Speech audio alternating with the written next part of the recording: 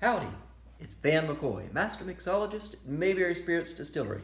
And today we're going to be making a holiday old-fashioned. So this is an old-fashioned for during those winter months when you get a little bit more of those kind of spicy notes coming out. So we're going to start out, put some ice in a regular rocks glass here. Pour a little bit in my shot glass there as well. Then we're going to start out with 1.5 ounces of our toasted oak. This is a single malt sorghum whiskey.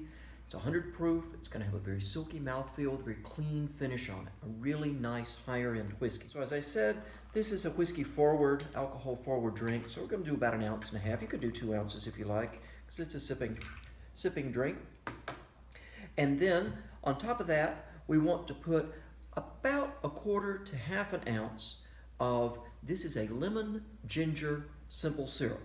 Now we have instructions on how to make this in another video, but a lemon ginger simple syrup, so 1/2 to 1/4 ounce depending on how sweet you want your drink to be. So that's the only sweetness that will be in that whole drink.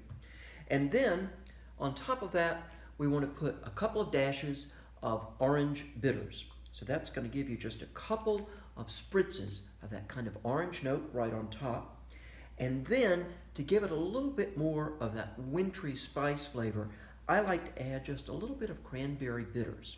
It's not going to be red at all. It's just going to give you a little bit of that note of cranberry right on top. You want to stir that for just a little bit. And then for garnish, I like to take just a little bit of orange peel that I've peeled right off of the edge of an orange. Stick that on my swizzle stick right in there. And we have a holiday old-fashioned. Cheers!